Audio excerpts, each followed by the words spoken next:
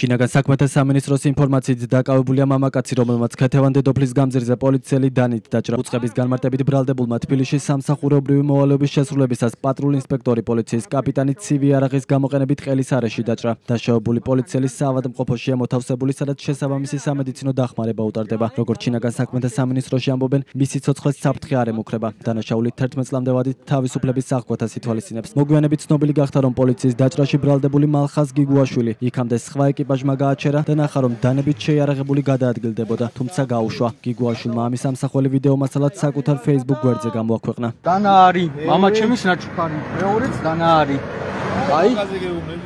აი, ერთი დანა, ორი დანა.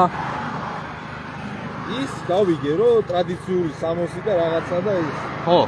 მეორე, აბა რა მეორე? მეორე დანა. ხო, მეორე დანა, მერე? მერე რა? და წარმოადგინე და ის. რა უწარმოადგინე? დანა. რომელიც ხელმისაწვდომ ადგილზე გაქვს და არ არის შენახულ მდგომარეობაში. აი ის. დია. ეს დანა? და ეს დანა. ტრადიცია.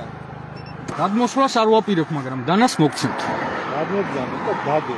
მე ხელს არ მოვკიდებ ამ დანას. გადმოდი მე იტყვითო რომ თქვენ ჩადეკო და აი და არა ბატონო, აი დანა.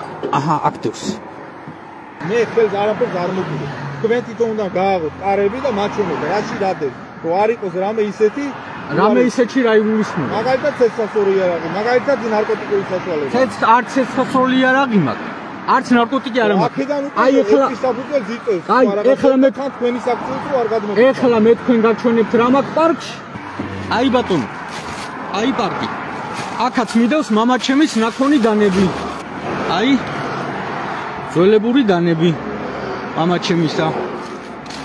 კიდევ ეს დანა. მე გახურული გაქვს და არაა პრობლემა. გავიგე. ხელმისაწვდომი თქვენ ეს ჩამოიღე. გავიგე ბატონო რა მანქანაში ვარ ჩა. უკუსულით აღარ იარო. გავიგე ბატონო, გავიგე. გავიგე. წინ და არა. წავალ წინ. მადლობა და კარგად ზანდებოდეთ. ევროპული აქციების მონაწილე ლევან ზაზაძე სოციალურ ქსელში წერს, რომ პიროვნება, რომელმაც პოლიციელი დანით დაჭრა რუსთაველზე 2 ოქტომბერს გამოჩნდა და ის აქციის მონაწილეებში უცნაურად დადიოდა. მისი თქმით, 3 ოქტომბერს მოქალაქეებმა პოლიციაში ატყობინეს, რომ ეს მამაკაცი არაადეკვატური იყო და პროვოკაციების მოწყობას ცდილობდა. როგორც ლევან ზაზაძე წერს, თავდაპირველად პოლიცია მის განარიდა, თუმცა მოგვიანებით ისევ დაბრუნდა აქციაზე. მოქალაქის თქმით, ხალხმა შეამჩნია, რომ მას თან 5 სამზარეულოს დანა ჰქონდა. როგორც ზაზაძე ამბობს, მიუხედავად ამისა, პოლიცია მის გაუშვა.